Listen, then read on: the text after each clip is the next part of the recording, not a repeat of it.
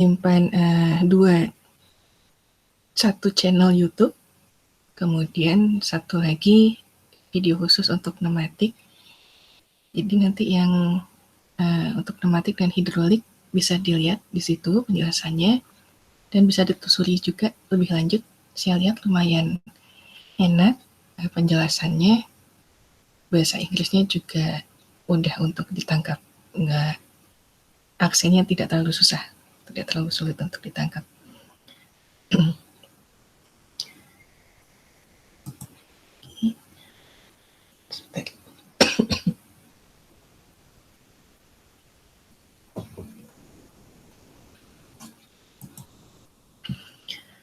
Ini kita melanjutkan sedikit aja sih sebenarnya dari yang hari Kamis kemarin. Kita lanjutkan ke respon sistem mekanik. Nah, ini kaitannya dengan sistem kendali. Untuk awal pengenalan misal kita punya contoh kasus sistem pemutar antena atau pemutar parabola juga bisa, antena parabola atau di BTS yang perlu untuk antenanya berputar ke arah tertentu untuk mencocokkan sinyal, bisa juga digunakan ini. Di sini ada antena dengan inersia, kemudian bisa digerakkan oleh motor. Jadi kalau ingin digerakkan ke posisi tertentu, motornya nyala. Kemudian setelah motornya nyala, dia menggerakkan rangkaian roda gigi, sehingga antenanya bisa berada di posisi yang diinginkan, baik arahnya maupun posisinya. Kemudian berhenti. Sepertinya mudah, tapi kalau sudah ada rangkaian roda gigi seperti ini, pengendaliannya cukup sulit. Kemudian kita juga harus tahu arahnya di mana, posisinya di mana, ngatur kecepatan motornya, berhentinya segimana, mulainya segimana, itu cukup kompleks, tidak sesederhana mungkin.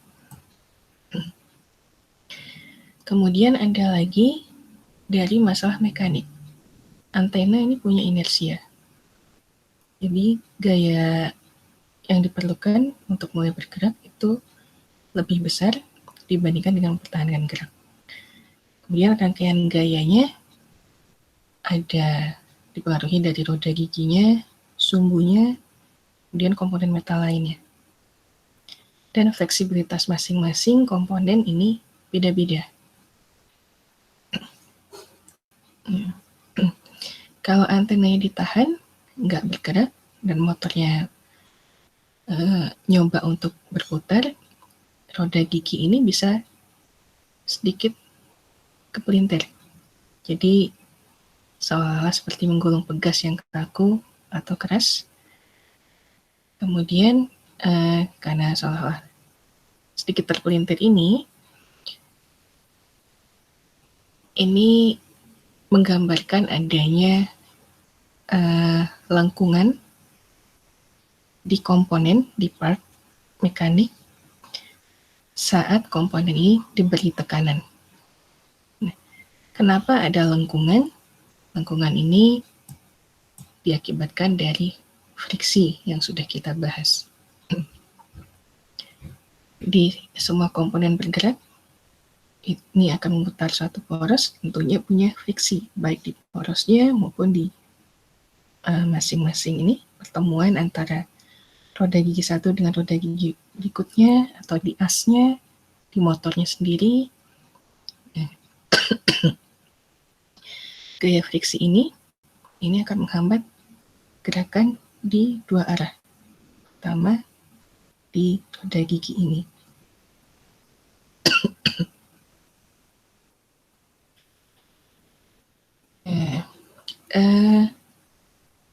Sistem mekanik itu dapat dimodelkan, meskipun ada juga beberapa parameter yang diasumsikan parameternya ditiadakan. Tapi lebih banyak parameter yang diikutkan, lebih banyak parameter yang diikutkan, variabel yang diikutkan, itu semakin baik modelnya.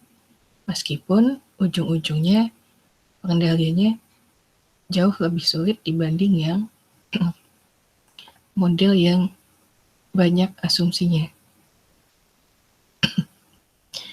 Nah, untuk antena dengan inersia yang digerakkan motor ini, kira-kira untuk kasus yang general, yang umum, kira-kira seperti ini.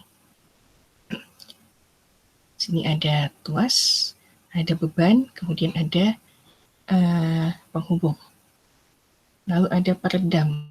Nah, kita lihat kenapa sih kok ini bisa seperti ini. Nah, kotak ini menggambarkan beban yang akan digerakkan. Beban punya massa, kalau di sistem rotasi punya inersia. Beban ini bisa menolak saat dia dipercepat atau diperlambat. Nah, kemudian ada penahan eksternal, damper ini dipasang langsung ke beban, terhubung dengan beban. Bisa berupa resistansi kumparan, bisa juga peredam hidrolik.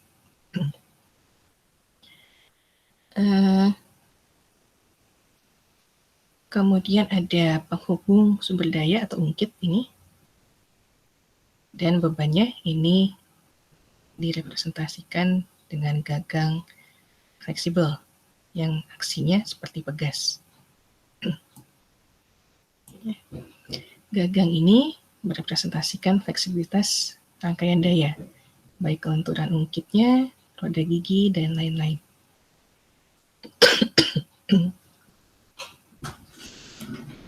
Kemudian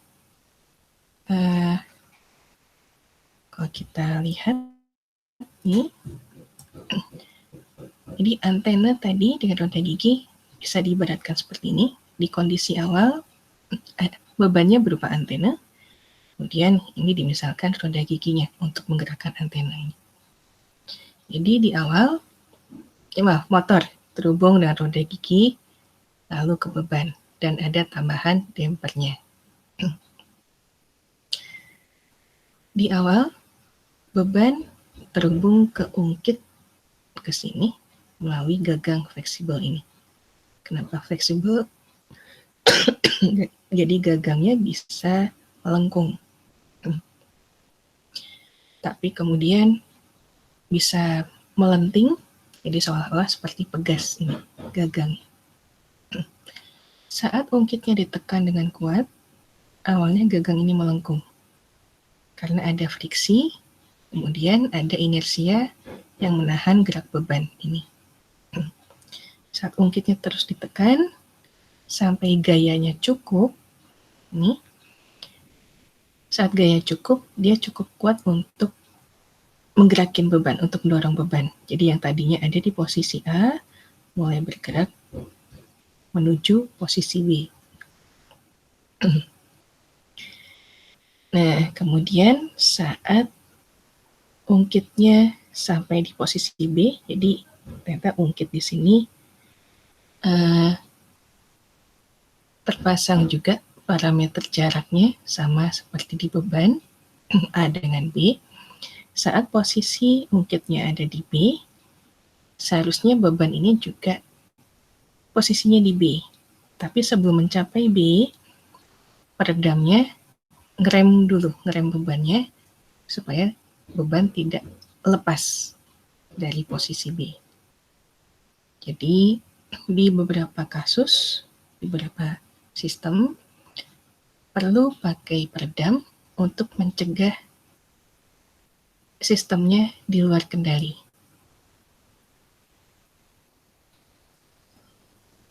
Bu, apa bisa melewati B? Bisa kalau misalnya peredam ini nggak kita pasang, atau peredamnya nggak cukup kuat untuk nahan beban ini.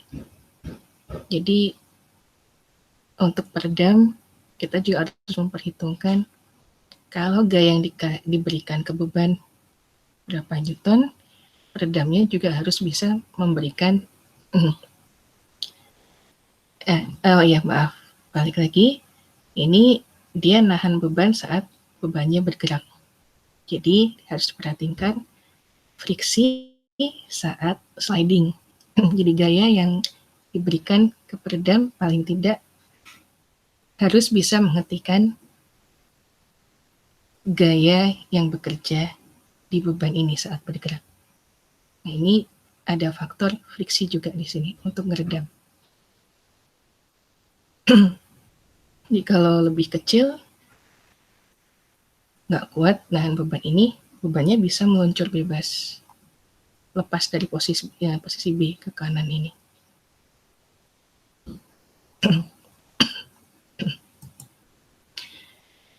Nah, dari respon sistem mekanik dari masalah ini tadi, kita bisa tahu kira-kira ada beberapa respon sistem mekanik terhadap gaya. Jadi gerakan beban itu sebagai respon terhadap gaya ada 3 kategori. Ada under dam, kemudian ada critically dam, dan ada over dam. Nah, kalau under dam, nih kalau kita lihat bebannya awalnya ada di posisi A.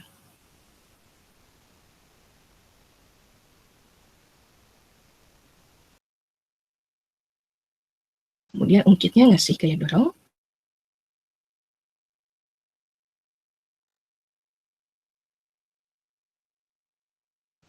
Nah, kalau ini garis putus-putus ini maksudnya di awal bebannya sedikit tertinggal, belum bisa bergerak karena gayanya masih belum cukup kuat. Gaya yang diberikan di ungkit ini masih belum cukup kuat untuk mendorong beban.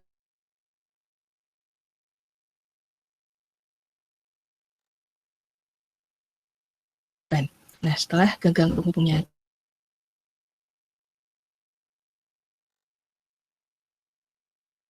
cukup kaku, kemudian bebannya, nah sudah mulai bisa gerak cepat. Jadi awalnya belum ada pergerakan, tiba-tiba bergerak. Overshoot, jadi harusnya di titik B,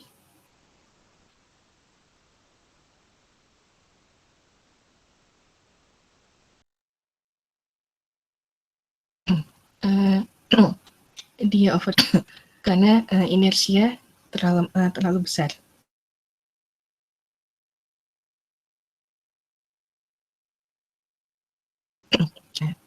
Kemudian beban ini bisa berosilasi belum posisinya setimbang. Setimbangnya under dam ini di atas yang seharusnya ada di posisi B. Kenapa disebut under dam? Karena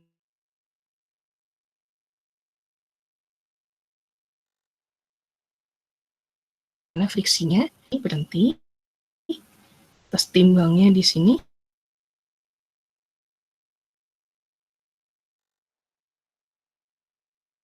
di B, yang overshoot melebihi balik, dan balik lagi melampaui B setimbangnya. Nah, itu kalau di sistem kendali, biasanya kalau di ITENA sih, contohnya motor DC ya. Kalau nggak salah ingat, saya nggak pernah ngajar sistem kendali soalnya. Kalau nggak salah ingat dulu, dosennya suka ngasih contoh motor DC. Di motornya mulai digerakin, mulai nyala on, kemudian sistem kendalinya mulai di-on-kan untuk menggerakkan motor, motornya berputar. Nah, harusnya perputarannya misalnya harus konstan di posisi B. Tiba-tiba, karena diberi input tiba-tiba, dia mengalami overshoot, melebihi putaran motornya. Kemudian kalau dipasang sistem kendalinya bisa on-off, bisa PM atau PID, turun dulu kecepatan motor DC-nya, kemudian berosilasi beberapa kali. Nah, kalau yang bagus sih seharusnya tepat ada di kecepatan yang diinginkan, misalnya kecepatan B. Nah, kalau misalnya parameter kendalinya kurang baik, ini bisa overshoot. Jadi motornya kecepatannya konstan, tapi melebihi yang diinginkan. Itu untuk contoh yang motor. Lalu ada lagi yang critically damp ini. Kalau sistem yang ini yang diinginkan sebenarnya, yang bagus, di gaya penahannya cukup kuat untuk mencegah overshoot. Kemudian ini waktu yang diperlukan ya ini dibandingkan yang underdamped tadi, waktunya lebih lama, tapi untuk ke sistem itu lebih baik. Kemudian untuk kembali ke keadaan setimbang, ini lebih singkat dibandingkan yang underdamped atau yang overdamped. Jadi untuk mencapai titik yang diinginkan, dia lebih lama, tapi untuk mencapai kondisi setimbang,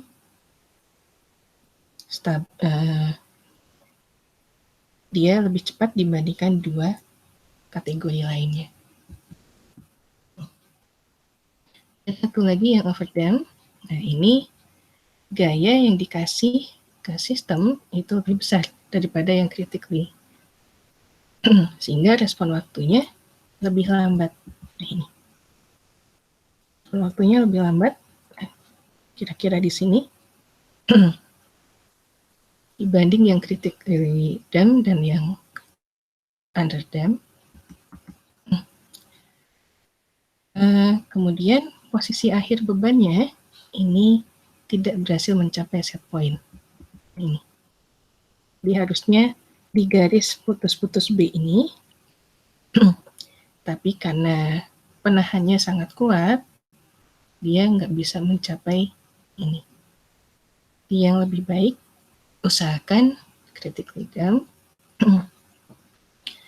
Ini kalau bisa dihindari karena akan mengurangi usia komponen dan sistem. Titik setimbangnya ada di atas yang diinginkan. Nah, kalau yang overdamped ini masih diterima, cuma kekurangannya nanti efeknya ya misalnya ke biaya produksi lebih lama, atau ini karena terlalu kuat sebenarnya bisa pakai yang lebih murah misalnya, karena kalau terlalu kuat biasanya lebih mahal dampernya.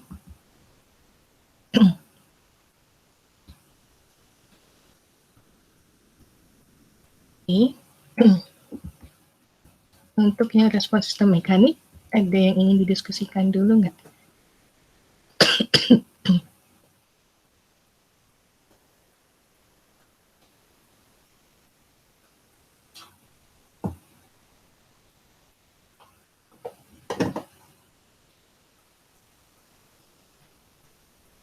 Kalau dari saya belum ada, Bu. Kalau dari saya juga belum, Bu. Oke, sip. Ini saya sambil ngecek ya, takutnya putus. Oke, kalau nggak ada, kita lanjut ke yang terakhir untuk sistem mekanik. Terakhir dari saya penyampaiannya, tapi kalau untuk pneumatik dengan hidrolik, nanti tolong dilihat di beberapa channel YouTube. Dan untuk pneumatik hidrolik nggak akan keluar di ujian, cuma kalau kalian nanti desainnya perlu pakai pneumatik atau hidrolik, bisa lihat dulu. Kalau nanti ada masalah, lebih baik seperti apa sih sistem pneumatiknya atau hidroliknya, nanti kita diskusikan bersama. Oke, untuk roda gigi atau gear, ini ada dua fungsi. Untuk mengubah kecepatan rotasi, biasanya untuk menyesuaikan terhadap kondisi motor dan beban. Dan satu lagi untuk memindahkan daya atau torsi dari satu gagang atau shaft ke gagang paralel yang lain. Nah, ini sebenarnya bukan penemuan modern, tapi sudah dari era Yunani kuno. Mereka menggunakan roda gigi kayu untuk memindahkan daya dari kincir air ke penggilingan. Dan tipe roda gigi ada beberapa. Nah, ini bisa kita lihat.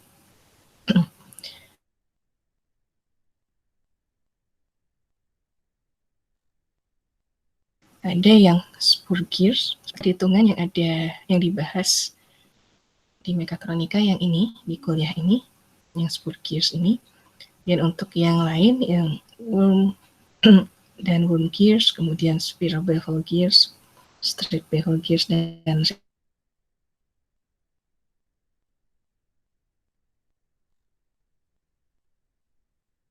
pinion, prinsip dasarnya sama.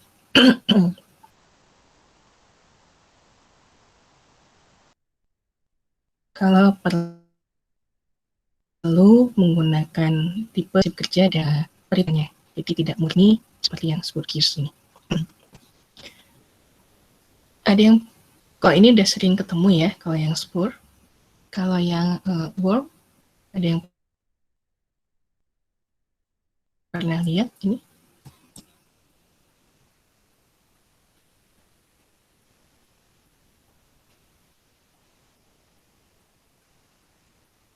Atau yang spiral bevel?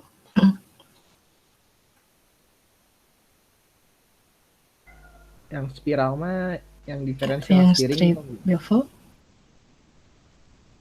Different steering ada yang pakai ini ya.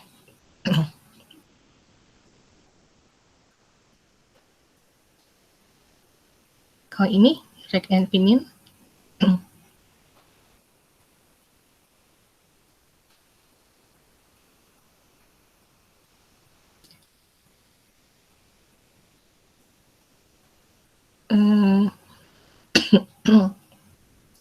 untuk rack and pinion ini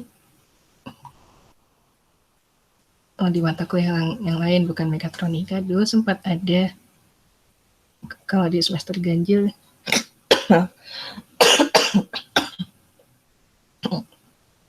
saya mengajar perancangan sistem embedded tahun, bukan semester kemarin tapi tahun yang lalu, itu sempat ada yang membuat tirai otomatis, mereka pakai ini kelompoknya, rack and pinion. Sebelum pandemi, jadi sistem embedded itu harus dibuat dan cukup sederhana. Jadi rack and pinionnya cukup, ini roda gigi plastik biasa, yang racknya juga dari bahan plastik, bukan, dan bisa mudah didapat, bukan barang yang mahal.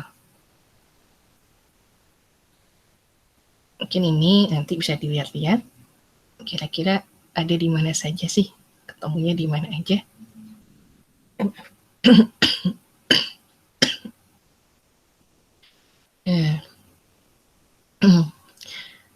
Tadi fungsi roda gigi ini bisa memindahkan daya atau transmisi daya. Di daya ini ditransmisikan oleh oleh gigi-gigi pada satu gear untuk mendorong gigi di gear pasangannya satu persatu.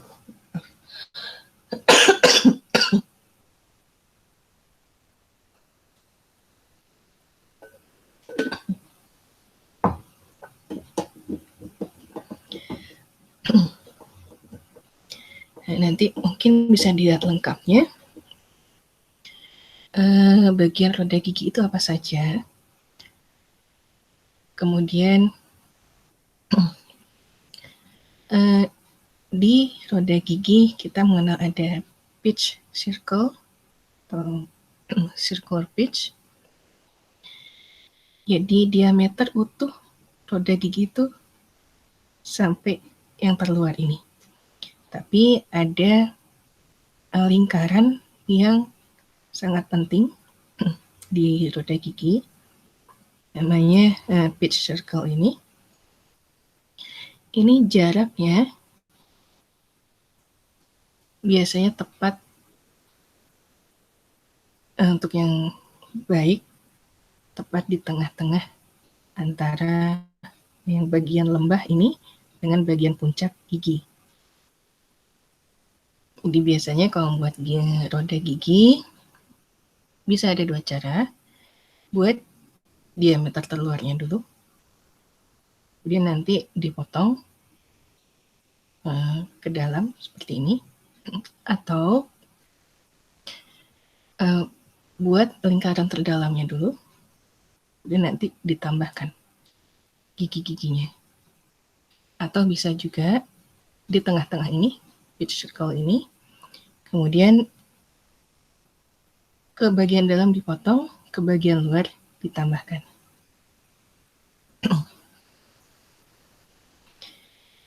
Ini kalau berpasangan seperti ini, biasanya nanti sudah main rasio, baik kecepatannya, diameternya, atau berapa jumlah gigi di satu gear, dan gear pasangannya. Nanti hubungannya seperti apa. Nah, untuk diingat,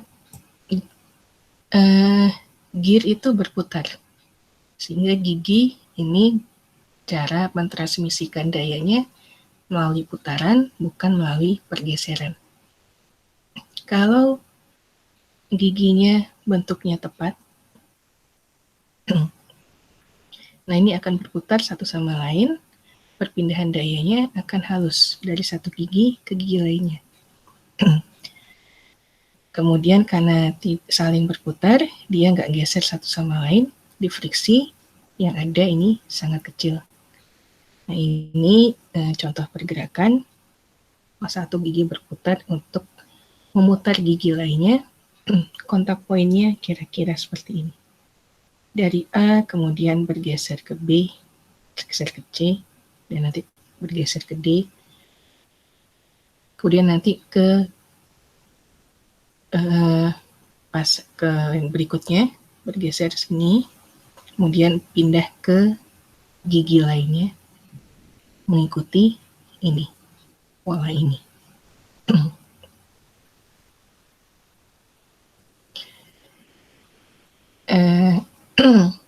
Kalau masih level hobi, mungkin bisa dicoba-coba kalau ada yang mau iseng, bentuk roda gigi yang baik gimana. Tapi kalau sudah untuk aplikasi yang profesional, lebih baik serahkan ke desainer roda gigi. Jadi jangan sendiri, karena selain biaya, kemudian untuk mencetak roda gigi yang sesuai dengan keinginan kita juga, kalau ingin mencetak sendiri juga, membuat sendiri cukup mahal juga.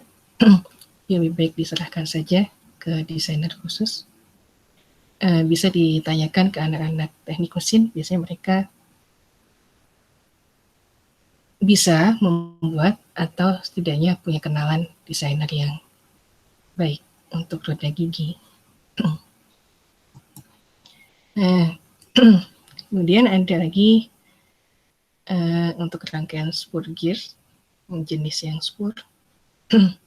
Kalau misalnya 2 gear kita pasangkan, diameternya beda. Nah, kecepatan putarnya otomatis beda nih, karena yang satu diameternya lebih kecil dibanding yang satunya.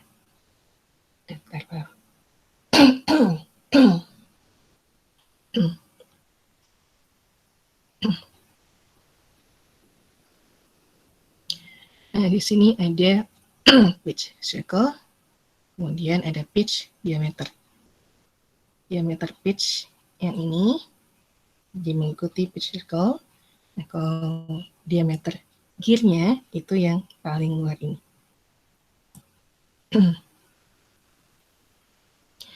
Nah, ini lagi nih.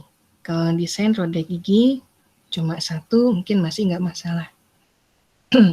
Tapi kalau udah dipasangkan seperti ini, kita juga harus menyesuaikan. Jangan sampai ukuran gear yang satu giginya lebih kecil atau lebih besar dari gear pasangannya. Jadi usahakan sama supaya kontak poinnya ini bagus dan friksinya juga kecil. Kalau terlalu rapat, friksinya, gesekannya ini besar. Tapi kalau terlalu jarang, maksudnya yang satu misalnya yang gear yang kecil ini, giginya lebih kecil daripada gear yang lebih besar ini. Nah, berarti kan seolah-olah seperti jarang nih giginya. Ini bisa meleset. Jadi jangan sampai terlalu rapat nih hubungan ini. Yang satu dengan yang biru dengan yang putih. Jangan juga sampai terlalu renggang. Kalau renggang bisa lepas.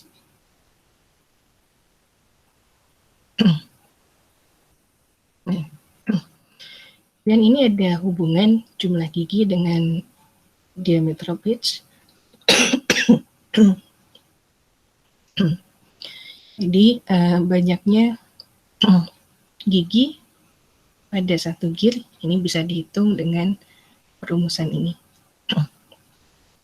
Keliling atau Y kali D di diameter pitch-nya, kemudian dibagi dengan circular pitch-nya. Diameter pitch ini biasanya disebut pitch saja. Ini adalah rasio banyaknya gigi per diameter pitch. Nah, hubungannya seperti ini. Pitch sama dengan total banyaknya gigi dibagi dengan diameter pitch-nya, biasanya dalam inci. Nah, kenapa perlu tahu diameter pitch? Ini karena diameter pitch adalah parameter yang umum digunakan untuk menentukan ukuran gigi pada gear. Ukuran gigi ini kisarannya antara 4 diameter pitch sampai 48 dp. Semakin besar giginya, pitch semakin kecil. Kemudian untuk ini yang tadi saya bilang, gigi pasangannya harus sama ukurannya. Kemudian semakin besar gigi, semakin besar daya yang ditransmisikan. Kita balik ke sini. Semakin besar ukuran ini, gigi-giginya ini, semakin besar juga daya yang ditransmisikan. Semakin kecil juga daya yang ditransmisikan dari satu gear ke gear yang lain.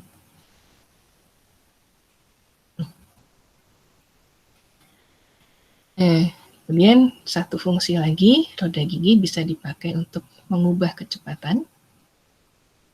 Kalau ini berarti kita sudah main-main dengan rasio gear atau banyaknya gigi pada dua roda gigi. Nah, misalnya di sini ada contoh roda gigi dengan 40 gigi, yang satu lagi 20. Jadi rasio gearnya 40 bagi 20 atau 2.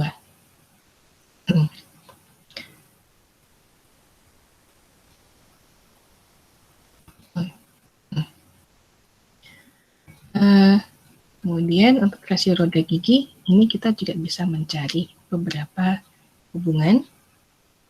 Jadi NG atau G rasio antara gigi 1 dan 2 ini sama dengan banyaknya gigi di gear 2 dibagi dengan banyak gigi di gear pertama.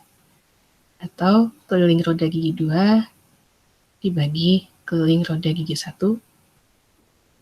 Atau bisa juga, karena ini sama-sama pi, bisa kita coret sama dengan diameter gigi 2 dibagi diameter gigi 1.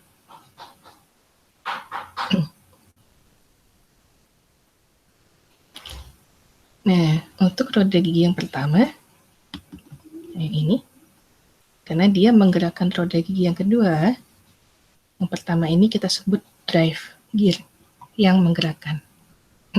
Sementara roda gigi 2 yang digerakkan kita sebut driven gear.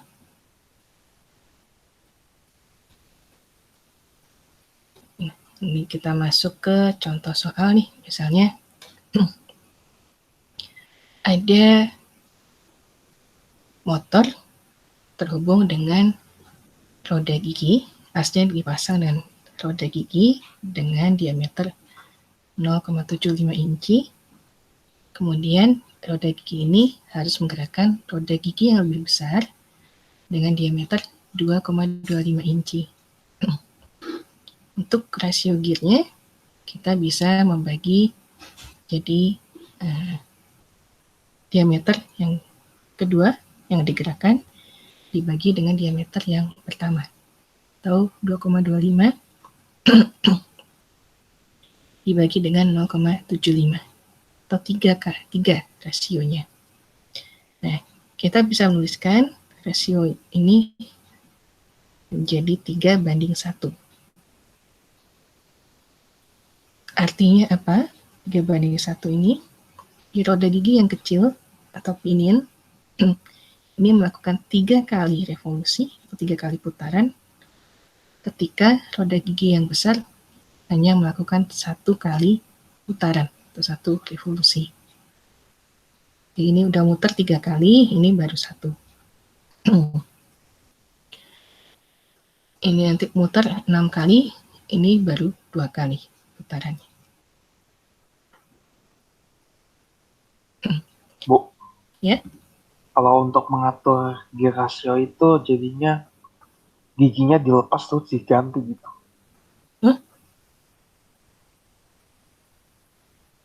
gimana? Dilepas diganti gimana?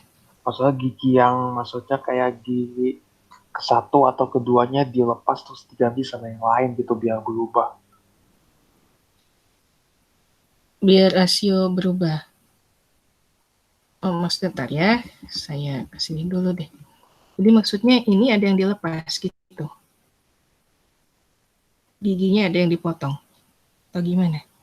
Yang misalnya dilepas diganti sama gigi yang lain gitu.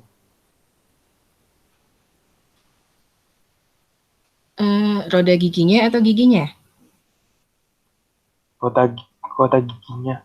Roda giginya. Oke, kalau diganti ya bisa. Saya kira tadi ininya giginya yang dilepas, jangan ya. Ya, untuk ngubah rasionya kita harus tahu dulu keperluannya. Misalnya kalau ingin, nah ini yang dari contoh yang ini. Kalau misalnya kita ingin ini karena udah 3 kali putaran, kita ingin mengendalikan sistem yang di sini cuma 1 kali aja putarannya. Jadi ini kita pasang rasionya 3 dengan 1.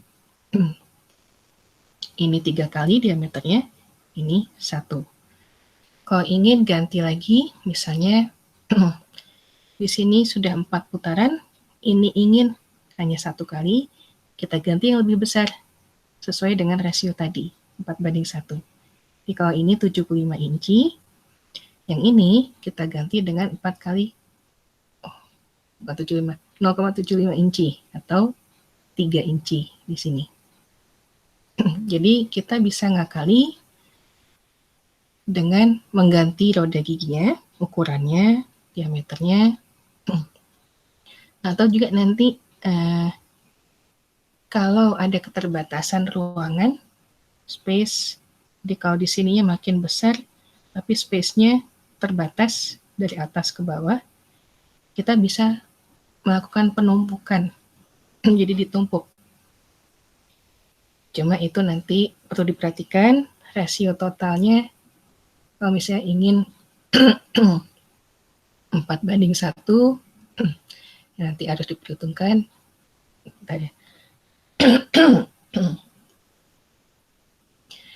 Misalnya yang kedua, ukuran 4 kali yang pertama itu sulit karena terbatas ukurannya. Kita bisa masang numpuk. Di sini 1, di sini ukurannya yang 2 kali yang ini, diameternya. Kemudian kita tumpuk dengan yang sama seperti ini, ukurannya dengan pertama. Lalu nanti ke samping kita pasang lagi yang ukurannya 2 kali dari yang pertama tadi. Jadi ada bisa implementasinya bisa 2 roda gigi, bisa juga lebih. Kalau pakai penumpukan bisa 4 roda gigi, bisa lebih juga.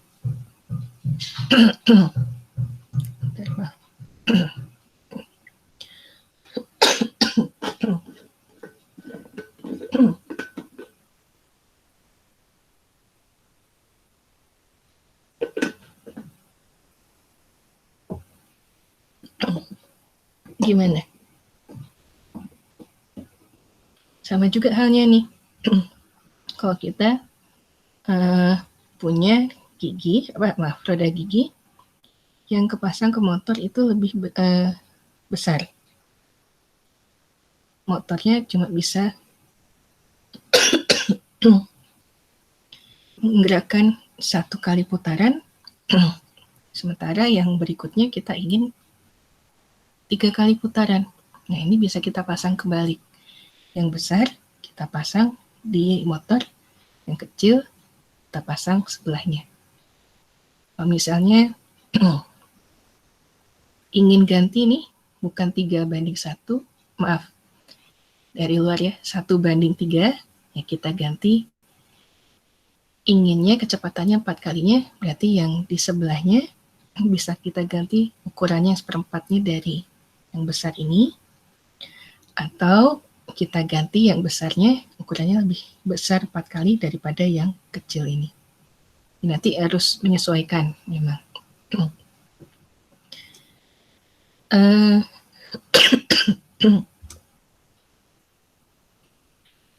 Kalau untuk yang kecil-kecil komponen itu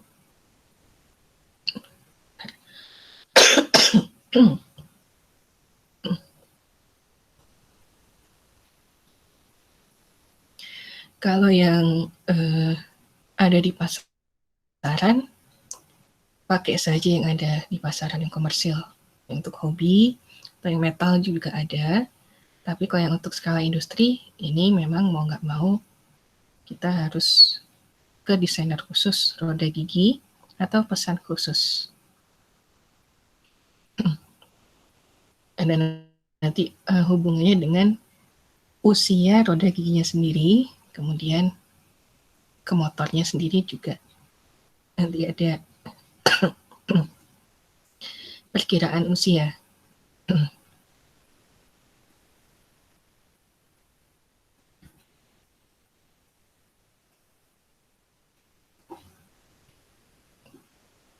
Gimana tadi? Terjawab ya? Jadi memang iya, kita ganti. Tadi sambil ngecek, masih terhubung kan ya? Oke.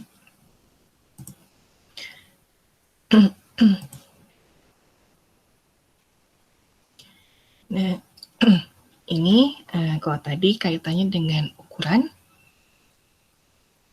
Nah, sekarang persamaannya sudah dihubungkan dengan kecepatan.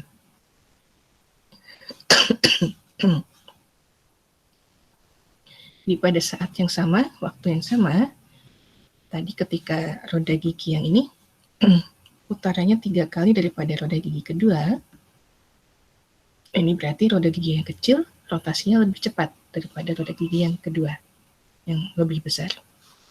Nah, dari logika ini kita bisa ngambil juga rasio posisi, kecepatan, dan percepatan untuk roda gear atau roda gigi. Di rasio gear itu selain dari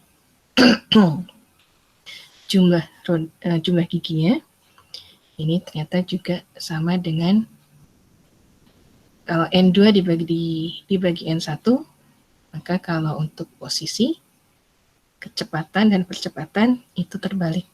Jadi theta 1 dibagi theta 2, atau kecepatan angular 1 dibagi kecepatan angular 2, atau percepatan angular 1 dibagi dengan percepatan angular 2. Untuk posisi ini biasanya sudut dalam derajat, atau bisa juga diubah ke dalam radian.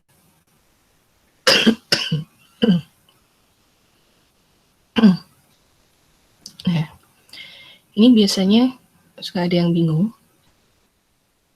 3:1 atau 1:3. Gimana sih cara menentukan rasio gear? Kalau rasionya 3, persamaannya 3:1 atau 1:3. Nah, kalau sudah bingung, kita balik lagi ke aturan ini. Perhatikan rangkaian roda giginya. Roda gigi yang besar itu selalu berputar dengan sudut yang lebih kecil dan kecepatannya lebih lambat daripada roda gigi yang kecil. Nah, dari situ nanti kita bisa menentukan rasio gearnya untuk memenuhi aturan. Jadi kalau ingin rasio gearnya 3:1, berarti apa nih? Apakah 3 kali diameternya 3 kali lebih besar yang diinginkan dibanding 1 di output terhadap 1 inputnya, atau diameter luarnya lebih kecil dibanding diameter yang inputnya. Ini biasanya yang pertama ini adalah bagian input, roda gigi input. Yang terakhir ini biasanya roda gigi bagian outputnya.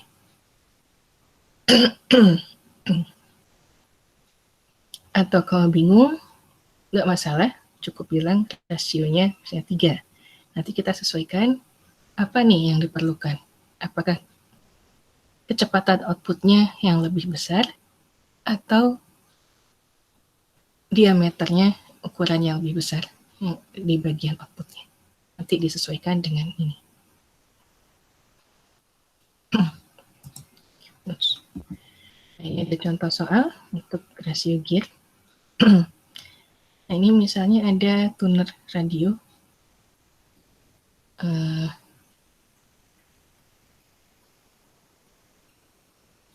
Yang ada yang pernah lihat nggak?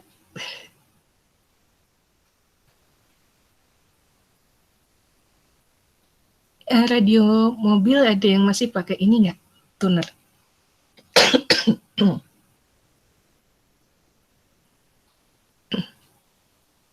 Atau sudah digital semua ini sekarang?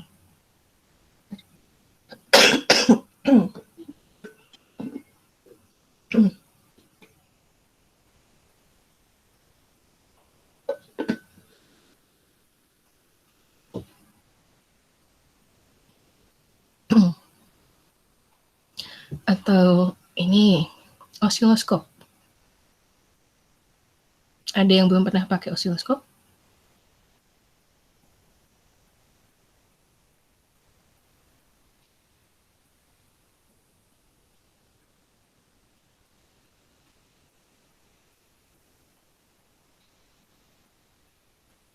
Kalau sekarang Bu, oskop digital kebanyakan Bu. Untuk mengatur amplitudonya gimana? Amplitudo tampilan. Sudah digital atau masih pakai tuner? Diatur pakai putaran.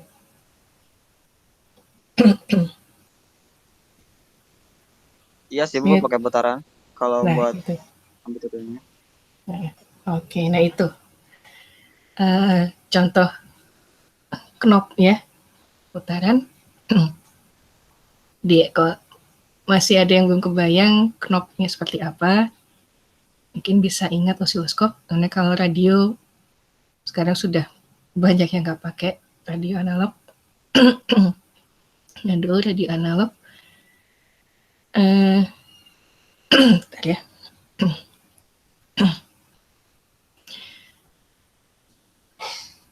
Misalnya, atau tadi deh yang antenanya aja deh, dengan yang ini.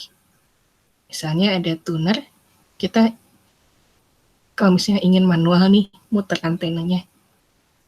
Jadi misalnya ini bukan radio, tapi antena yang tadi aja.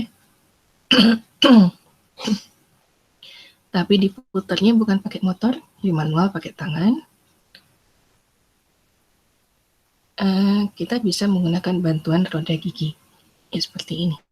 Jadi kalau kita memutarnya, mutar knobnya ini 70 derajat, sementara roda gigi yang langsung kepasang ke antena itu lebih besar dibandingkan roda gigi di pemutar.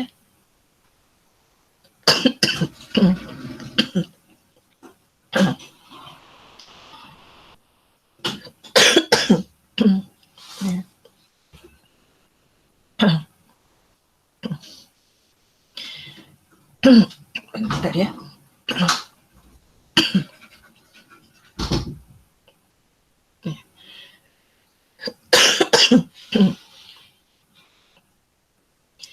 Ya.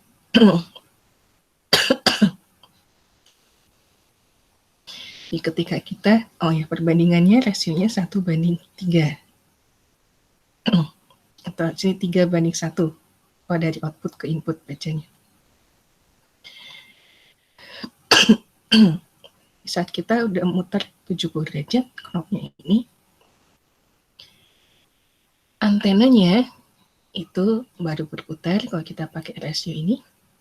NG sama dengan diameter yang output dibagi diameter input, atau 70 derajat dibagi posisi berapa derajat, theta 2.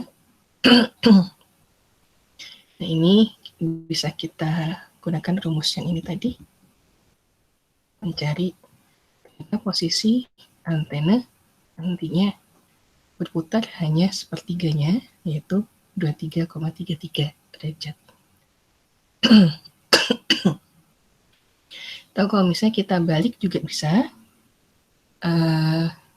yang besar ini terhubung ke pemutar tangan kita, yang kecil supaya antenanya bisa muter lebih cepat, kita balik juga bisa. Jadi ini pemutarnya di sini, antenanya yang ini bisa juga. Ini kita muter sedikit, cuma 23,33 derajat, antenanya sudah berputar 70 derajat.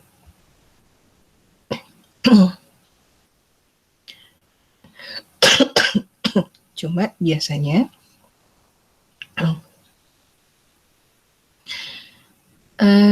ini kaitannya dengan torsi juga, dengan gaya yang kita berikan. Jika roda giginya kecil di sini, ini kita usaha untuk muternya itu nggak terlalu berat dibanding kalau kita langsung ngasih ke roda gigi yang lebih besar. Ini jauh lebih berat, lebih susah muternya dibanding kalau pakai roda gigi yang kecil di input, yang besarnya di bagian output. Ini nanti kalau sudah main dengan motor dan roda gigi, itu mau nggak mau ada konsekuensi ini.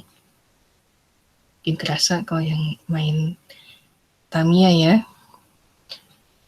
yang main roda gigi, kalau ingin kecepatan putar rodanya lebih kencang dibanding Tamiya yang biasa, biasanya kita pasang roda gigi ini input yang terhubung ke motor, yang terhubung ke roda itu lebih kecil dibandingkan yang terhubung ke motor.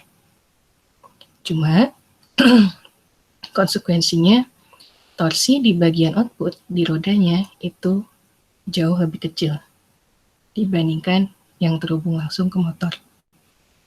Nah, kebalikannya,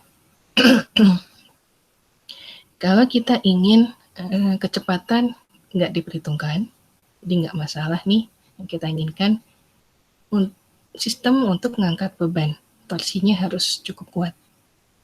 Jadi kita bisa masang roda gigi kecil terhubung langsung ke motor, dihubungkan ke roda gigi yang lebih besar, supaya beban bisa terangkat dengan baik di bagian outputnya. Jadi motor nggak usah ngasih gaya yang besar ke sistem, cukup ngasih tenaga kecil, kemudian nanti di bagian outputnya dia bisa ngangkat beban yang lebih berat.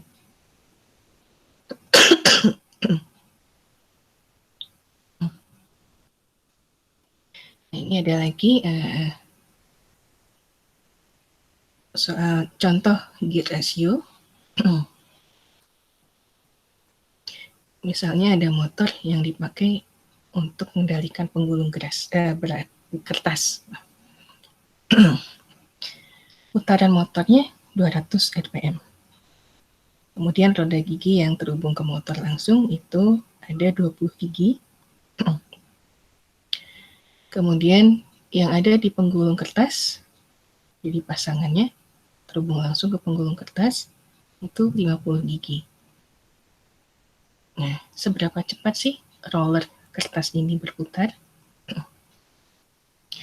Ini bisa kita hitung menggunakan hubungan yang tadi.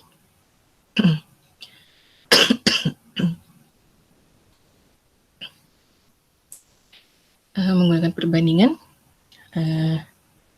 jumlah gigi, output dengan input, kemudian di sini bagian berbanding terbalik dengan kecepatan input terhadap output. Jadi nanti kita bisa mencari kecepatan putar roda gigi kedua.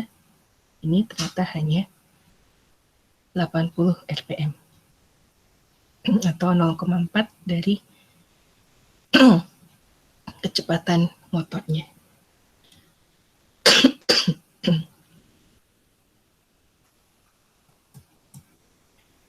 Nah, kalau ini tadi contohnya kalau yang roda giginya hanya 2. Sekarang kalau roda giginya lanjut nih, numpuk. Misalnya di sini roda gigi pertama 20 gigi, kemudian yang kedua 50 gigi, kepasang lagi di sini misalnya 20 gigi juga. Nah, rasio totalnya berapa sih? Apakah yang di sini, yang ketiga itu sama dengan yang pertama? Kecepatan putarnya sama dengan yang pertama atau tidak? Nah, ini ada hubungan rasio gear keseluruhan. Jadi, sebelum menghitung nantinya kecepatan di sini berapa, kecepatan putarnya, atau misalnya torsi yang dihasilkan di yang ketiga itu berapa, kita bisa melihat ini. Rasio gear keseluruhan. Jadi, rasio gear keseluruhan ini sama dengan rasio gear pasangan pertama dikalikan rasio gear pasangan kedua, dikalikan rasio gear pasangan ketiga, dan seterusnya. Jadi menghitungnya, kalau kita punya 3 roda gigi, kita hitung rasio gear yang pertama dulu, pasangan pertama. Roda gigi 1 dengan roda gigi 2. Rasionya berapa? Setelah itu, kita hitung rasio pasangan roda gigi kedua, di roda gigi kedua dengan roda gigi ketiga, berapa rasionya, nanti dikalikan dengan yang pertama. Nah, itu rasio gear keseluruhan. Nah, dari sini kita bisa memanfaatkan ini untuk menambah torsi atau mengurangi torsi atau nambah kecepatan dan mengurangi kecepatan dari beberapa jumlah gear sehingga nanti ukuran gearnya juga diameternya tidak terlalu besar, jadi kita bisa mengecilkan ukuran diameter roda giginya. Nah, ini bisa kita manfaatkan seperti ini. Misalnya ada 4 roda gigi nih, dipasang satu serial seperti ini.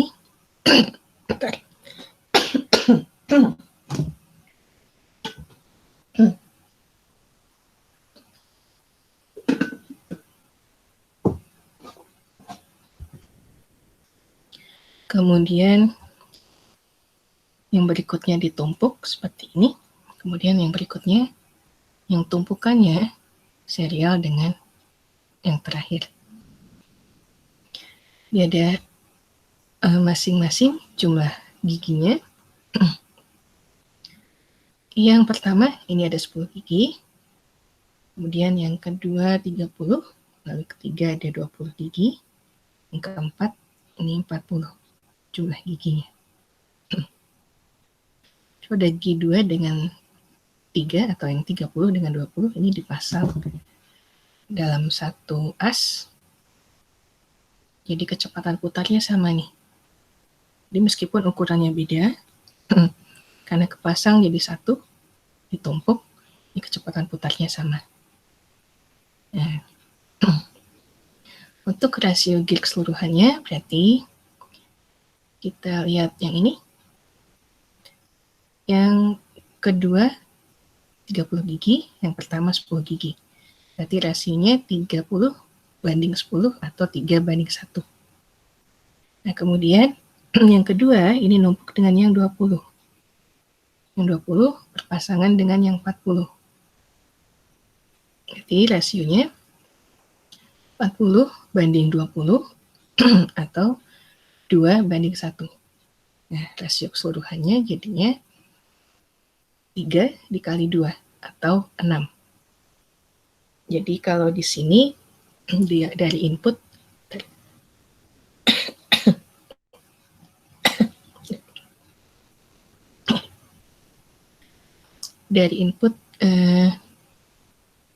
kecepatan putarnya misalnya 60 rpm.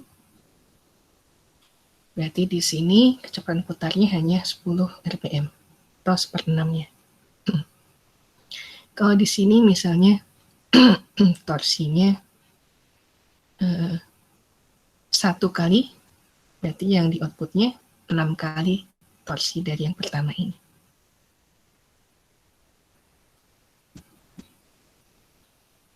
Nah, ini kaitannya dengan torsi.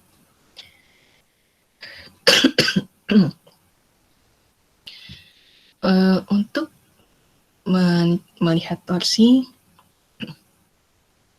ini ada satu yang jadi acuan, yaitu daya masuk pada gigi 1 sama dengan daya keluar pada gigi 2.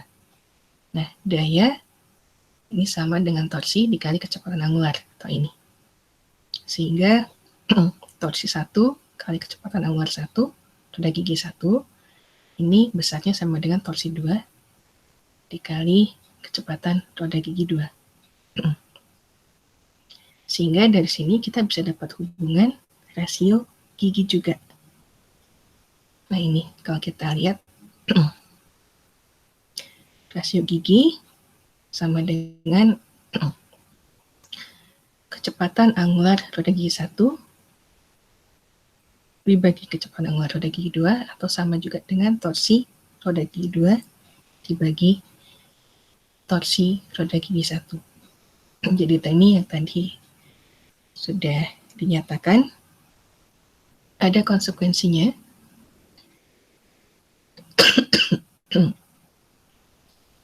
Ini misalnya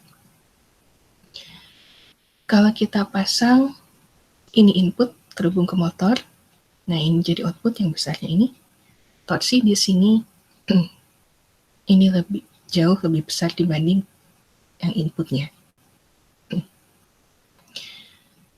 Tapi kalau kita pasang yang besar ini input, kecepatan di sini ini jauh lebih besar daripada yang pertama, tapi torsinya jauh lebih kecil.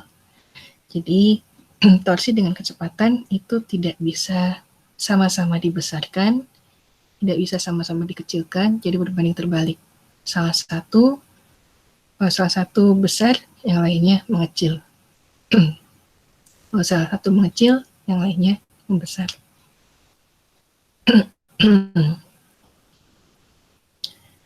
Nah, misalnya ini, mobil contohnya. Yang udah bisa nyetir, mungkin kerasa. Roda gigi 1, itu torsinya lebih untuk mulai berjalan. Jadi biasanya dipakai untuk starter atau saat nanjak. Sementara kalau kita ingin cepat mobilnya, kita pasang roda gigi yang tinggi. 4, 5, atau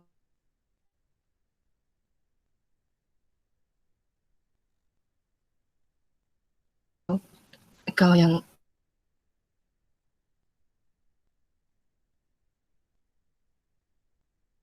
masih punya soal yang mengubah torsi, ini misalnya kita punya motor listrik dengan torsi 60 inch loss, kemudian perputarannya 100 rpm. Dia harus mengendalikan beban dengan rasio gear 1:5. Berapa sih torsi dan kecepatan diberikan di beban ini? Ini kita bisa lihat dari hubungan yang tadi antara torsi dan kecepatan.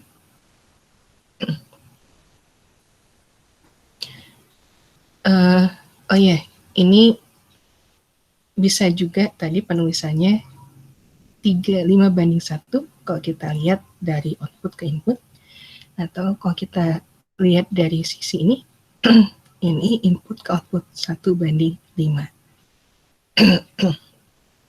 Nah, di sini torsi yang kedua, ini besarnya sama dengan 5 kali torsi yang pertama. Torsi roda gigi pertama. Atau 60 kali 5, 300 inch os. Jadi dia bisa mengangkat beban dengan torsi sebesar ini. Tapi kecepatan putarannya, kalau di sini 100 rpm, yang di output untuk mengangkat beban, ini hanya 1/5-nya atau 20 rpm. Jadi mungkin ini menjelaskan yang waktu di manipulator, kita tidak bisa sama-sama cepat nih manipulatornya dan sama-sama bisa mengangkat beban yang berat. Salah satu harus dikorbankan. Inginnya ngangkat beban atau inginnya kecepatannya yang tinggi. Ini kaitannya dengan roda gigi. Paling ini dari saya. Beberapa contoh soal ini sudah dilihat contoh soal UTS tahun lalu dan tahun sebelumnya. Di kira-kira seperti ini soal-soal UTS-nya, tapi ada juga yang saya ganti berkaitan dengan tugas yang dikumpulkan nih, differential steering. Nanti itu keluar juga di UTS dari yang sudah kalian buat esainya. Ada yang ingin didiskusikan dulu nggak untuk masalah ini roda gigi?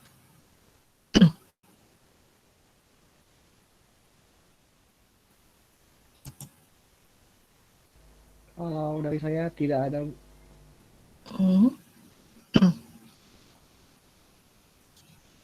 Yang lain nggak ada? Kalau nggak ada, sampai di sini saja pertemuannya.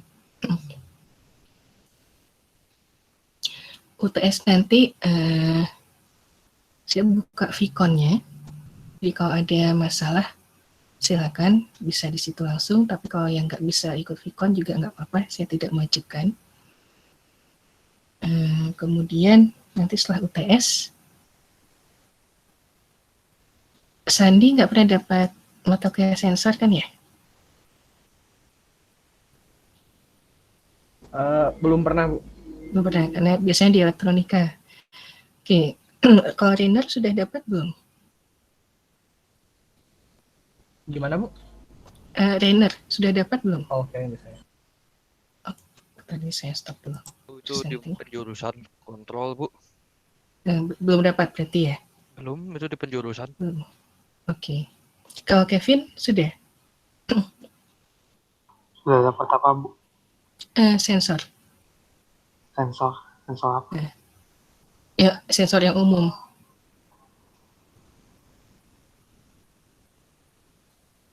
Mata kuliah tentang sensor maksudnya. Mata kuliah tentang sensor. Udah kayaknya. Udah ya. Nanti setelah UTS kita bahas. Mungkin yang sudah dapat nggak apa-apa ya mengulang kembali. Nah, ini ada beberapa teman yang memang belum pernah dapat, takutnya belum ada gambaran juga sensor itu seperti apa. Jadi rencananya setelah UTS nanti 2 kali pertemuan untuk bahas sensor.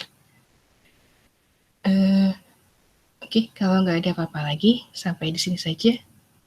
Selamat siang semuanya, selamat beristirahat, selamat berakhir pekan, dan yang akan menjalankan Minggu Palma, selamat menjalankan ibadah Minggu Palma. Selamat siang semuanya, saya stop recordingnya ya.